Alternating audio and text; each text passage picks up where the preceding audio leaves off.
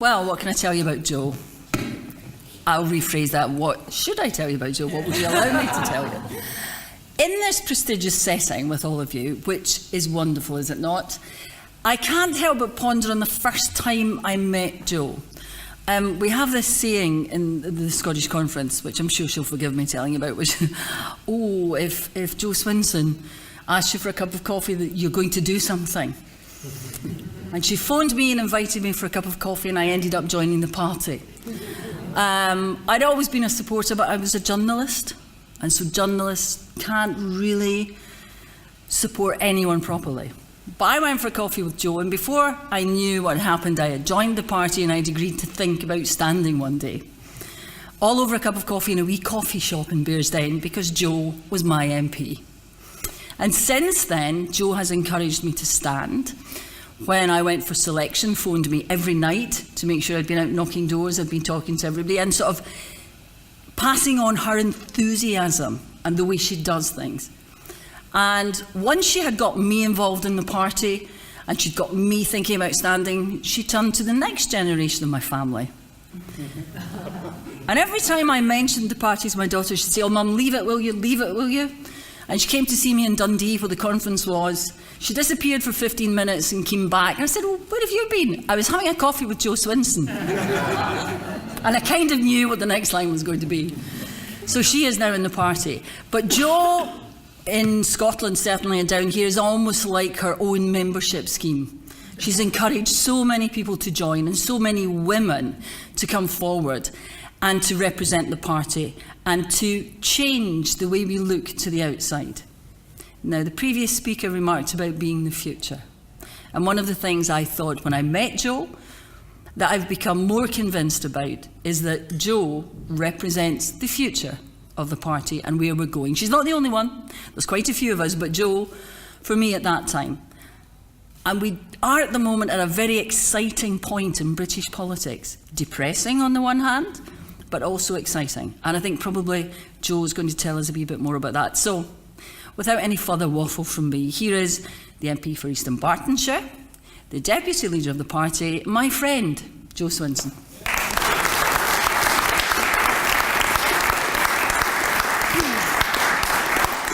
Well, thank you very much indeed for that kind welcome, Christine, or CJ, as we all affectionately know you, and West Wing references, insert your favourite one here. Very nice to have Christine introduce me tonight, particularly as it's turning the tables a little bit on what we did on Saturday night when Christine was the guest speaker in East Dunbartonshire at our annual dinner, and it fell to me to introduce Christine. And it was nice to be reminded about what Christine said about getting more women in the party, particularly into elected roles, because one of the things that was such a joy to me on the night of election night 2017, quite apart from just winning my seat back from the SNP, which I have to say was rather good. It felt like it put a lot of ghosts to bed. Was to return to Parliament in a parliamentary party where we had a third of our MPs women, and I was joined by Christine and Vera and Leila. A higher percentage, in fact double the highest previous percentage of women that we had ever had in the Liberal Democrats.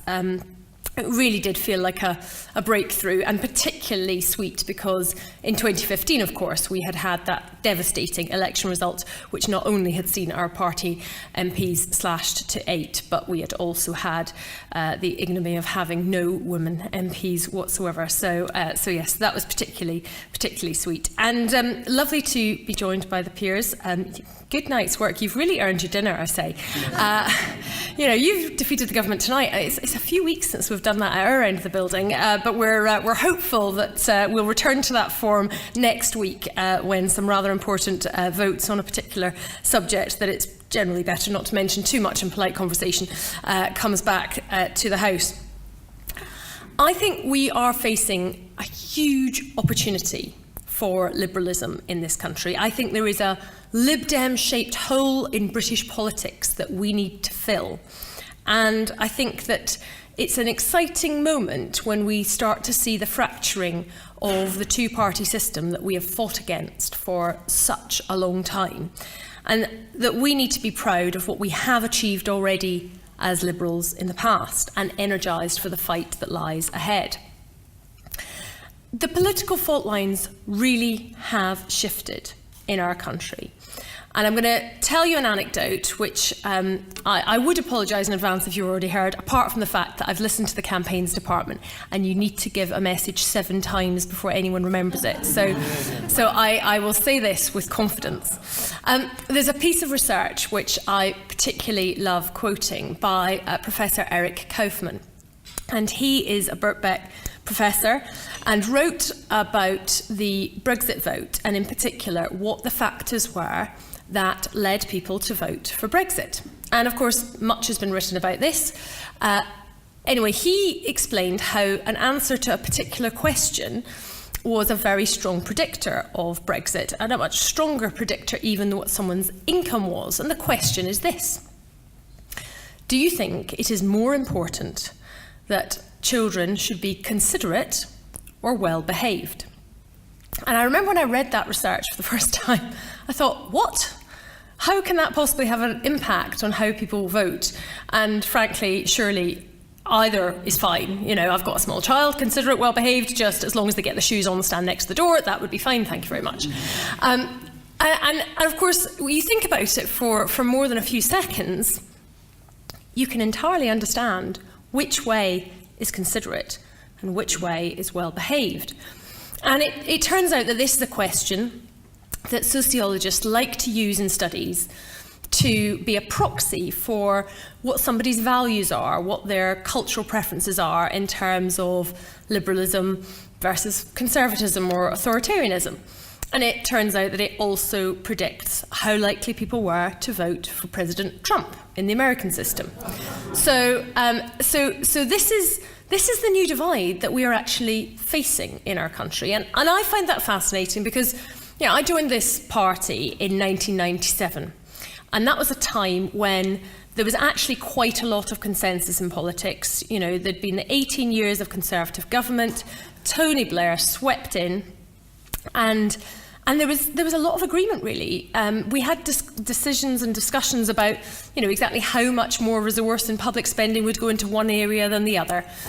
And you know, the centre of gravity of British politics sort of coalesced around some agreements that we needed to have well-funded public services, that we needed to have a market economy, and there would be some flashpoints where liberalism would absolutely be the issue, such as when Tony Blair tried to introduce ID cards, or when there were plans to detain people for, at one point they wanted to do 90 days detention without charge. So there were flashpoints, but by and large, you know, liberalism was not the currency of political debate. And you would sort of get, you know, discussions on the television of sort of what is the point, you know, do you really need the Liberal Democrats? And people wouldn't necessarily in an everyday political sense understand the need for liberalism, because much of the political centre of gravity where people agreed that we needed to have freedoms and some liberal values. And it feels very different today.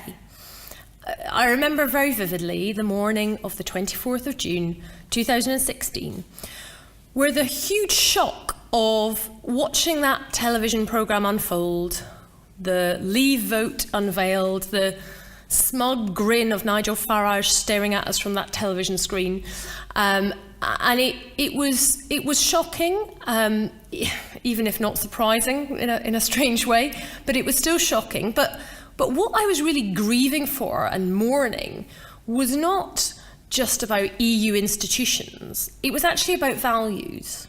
So what kind of country are we that we've voted to leave the EU? What does that mean about who we are? And so I think that me and you and people in this room aren't the only ones that have had that feeling. And that's one of the reasons why we've seen a big surge in our membership.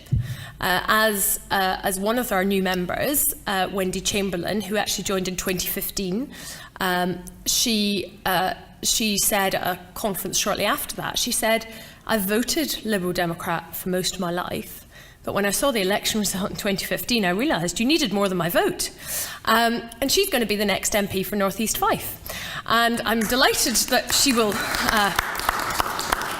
run that campaign. She is already doing brilliantly, and she will be a first-class member of Parliament. But I think after 2016, I think many people who joined the Lib Dems also felt that way.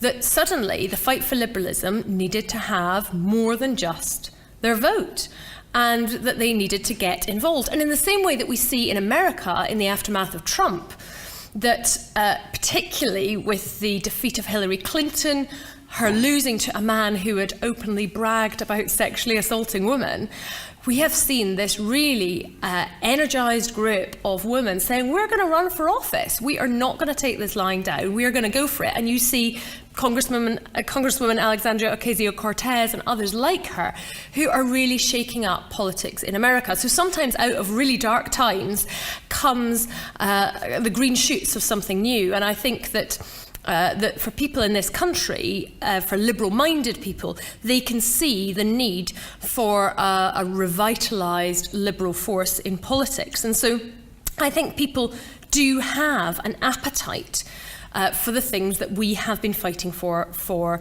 decades. You know, people want to see a liberal society where everybody has a decent home to live in, where people can have enough money to live with dignity, and where every single person, no matter where they're born, where they're from, what their circumstances are, every single person has the opportunity to thrive. People want to see a sustainable economy which protects our planet for future generations, where business is part of the solution, engaged in the community, not part of the problem. And to see the UK playing a role that is outward-looking in the world, that is open, that recognises the importance of working with other countries on our shared challenges, not putting up barriers. So I think there is a real appetite and a real opportunity for us. If you like, there is a Lib Dem-shaped hole in British politics. But I'm going to just reflect on one of the questions that I hate getting asked in media interviews, and I'm sure there might be some others in the room that have to field interviews that have a similar view. And it's when faced with the current circumstances, interviewers say to you, so why are the Liberal Democrats not doing better? And one of the reasons that's such a difficult question is because it's hard to have the complete answer. And in truth, there is no single silver bullet answer to that question. And, you know, you can talk about, well, it's very difficult to get a lot of media coverage. Well, we've only got 11 MPs. We've got a very difficult electoral system. Politics is very polarised at the moment. You've got people who are voting for what they don't want instead of what they do want because they're scared of Theresa May or Jeremy Corbyn. Well, we need to do some more reaching out, which of course is true, and I'm very excited about the party reforms that have been unveiled and are being voted on at a conference in 10 days' time. But there is no single one answer. But part of the answer, I think, is that we need to reflect on where we have got it wrong. And I don't just mean the Liberal Democrats. In this, actually, I think this is a wider issue for those of a liberal persuasion, those who are of a progressive political mind. Collectively, we have failed to create a compelling vision for what the alternative is in the country, what radical changes are necessary to address the fundamental problems that exist. And I think that there was a reticence or perhaps a blindness to some of those problems at the time at which our economy was growing year on year. The deep divisions and problems were masked by that general increasing prosperity, and so living standards improved. And then once the financial crash came along in 2008, all of a sudden, that sort of tide of increased wealth and income stopped. And we were able to see the real problems, the fact that, you know, people think their children are not going to do as well as they did, that people can't get access to decent housing, that people, I mean, when we say struggling to make ends meet, I mean, frankly, that is the understatement of the year in terms of the choices that some families are having to make. and that inequality within society that people then see and feel so much more a sense of burning anger about in the circumstances post-financial crash than they did beforehand. And so we didn't really have that compelling narrative to say, and this is the radical change that our society needs at that point, because it's at the point of crisis that there is an opening and a potential to create radical change. And instead, we were in the fog of a collapsing economy, and obviously that started under a Labour government, and then there was a coalition government, and we were just trying to get things back on track. And in doing so, we sort of went back to business as usual. And of course, that business as usual is what was broken in the first place. And we didn't get that chance for radical change. Now, what happened is that the populists had their answer. They were ready, particularly those that had for decades been saying that the source of all the problems is the European Union, it is immigration, it is others. And so that narrative swept in to a public who were looking for an answer as to why things were so tough, why things didn't seem that there was hope. And that has, I think, been one of the reasons why we have ended up in the situation that we have today. And there's a couple of books that I've read that I've really found very thought-provoking. One is by someone who's very much on the left of politics in Canada, Naomi Klein. She wrote "No is Not Enough." And she very clearly put together a case that said it's not enough to be anti-Trump or anti-Brexit. You need more than the no, you need the yes. You need to be able to create that positive vision, and that is so true. And the other one is by the writer and the thinker for many years, Charles Handy, and it's called The Second Curve. And he explains this concept, which is societies, organisations, new products, they sort of go on a bell curve of sort of improving and increasing, whether it's profitability or prosperity, and then they hit the peak and then they start to decline. And the trick is to get onto that second curve before you start going down. And you'll see it where companies effectively cannibalise their own products by introducing new products that then get increased market share. And so they're always looking to bring out the next new thing. But I think societies are like that too. And we sort of had a model that worked, and we haven't replaced it, we haven't reinvigorated it. And so we're sort of going down the parabola now, really needing to look to how we jump to that next second curve. And that is, I think, the challenge that we face. But we have an opportunity. We are in the middle of a technological revolution. The change and the pace of change in our society is rapid, and it is not showing any sign of stopping anytime soon. And this is a brilliant moment to be alive, to be trying to learn and to create new ventures, and we should be using this new technology to help us solve problems, whether it's climate change, whether it's the transport system, how do we improve health. We can use this to find new solutions. And it brings with it issues that we need to address, the challenges of automation and changing the way in which we work. We need policy responses to that, and how we help people reskill for new industries in places where skills will be needed that haven't been before. We need to look at issues of algorithmic bias. The increasing use of machine learning to make all sorts of decisions can be amazing. It can unlock a way of looking at data and finding answers to scientific and medical issues that we would never have had before. But if we don't take care with how we use that, then it will just entrench existing bias. And so this, in a sense, this technological revolution we should harness, because I think it gives us another chance to look again and make different choices to the ones that we made in the immediate aftermath of the financial crash, to choose where we're going to invest in what our society needs, to choose what it means to work, how we measure people's contribution to their community, and whether actually we're measuring all of the right things at the moment, to choose what society values and indeed what we will choose to reward, the unique human strengths. So I think there's an exciting time for our party to respond to these challenges. And it's also an exciting moment in the wider political context, because the events of the last month have shown a fracturing of the two-party system with the emergence of TIG, the independent group.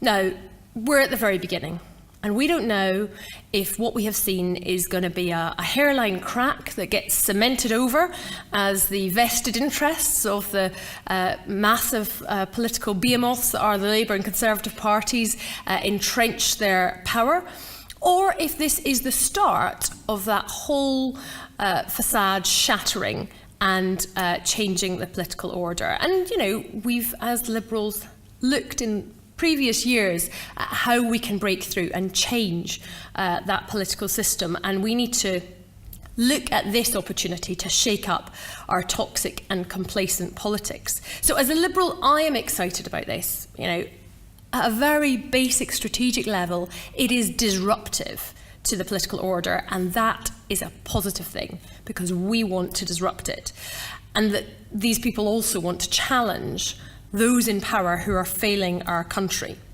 So I say we work with these MPs who are members of the independent group. We are already working with them on issues like Brexit and many other issues, you know, on issues like mental health, where Norman Lamb and Luciana Berger have already had joint endeavours together. On universal credit, where I know Christine and Heidi Allen are keen to be able to be challenging the unfair system together. There are many areas where we do have shared interests and values where we can collaborate. And of course, we recognise that there will be those vested interests that try to demolish this. And it looks very different on the left and right. You know, I've seen the clips of Emily Thornberry and others in the Labour Party just pouring open vitriol on these people who have dared to leave the party. And while on the right it is perhaps a little more graceful in the sadness and thanking them for their service, those of us that have worked with Conservatives in coalition know that behind that sort of quiet politeness will be a ruthless determination to destroy. And so those are the vested interests that are ranged, and we know that more than most. But there is a chance to try and do politics a little bit differently and to embrace new ideas rather than the old tribalism. And so I think as Liberal Democrats, that's the direction that we need to be looking to move, with an open hand and a warmth to be able to understand people in different parties, people in the independent group, but also those people who remain in the Conservative and Labour parties who have a liberal mind, people like Caroline Lucas, who again we have worked with on Brexit, to be able to embrace that cross-party, non-tribal working that is the stuff of pluralist politics, that is the kind of politics that as Lib Dems we want to see. So, in conclusion, we really should be proud of what we have achieved in our long history as Liberals. You know, going back our history as radical progressives, people like Lloyd George and Beveridge. If you look at the more recent history of the coalition, the achievements, the investment in green energy, same-sex marriage, the huge investment in our children, the poorest children, through the pupil premium.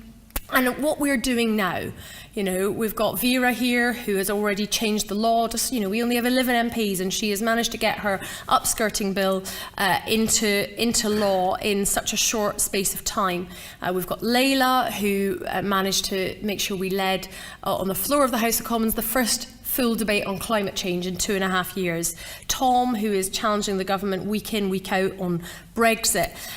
You know, Ed, who has been, again, creating real change on his campaign to end the loan charge scandal. We've got Christine, who's been on the airwaves this week with her pink tax bill. We've got the government now consulting on my private member's bill for transparency on parental pay. So even with only 11 MPs out of 650, we are changing politics, we are changing the law, we are making a difference, but we need to do so much more. The country is crying out for a vision that is optimistic, that is open, that is focused on making sure every single person has opportunity. And we are the party. with the values, the beliefs and the energy to deliver it, to fill that Lib Dem-shaped hole in British politics. And we should be proud of what we've achieved and energised for the fight that lies ahead. And I have confidence that we will come together to do just that. Thank you very much.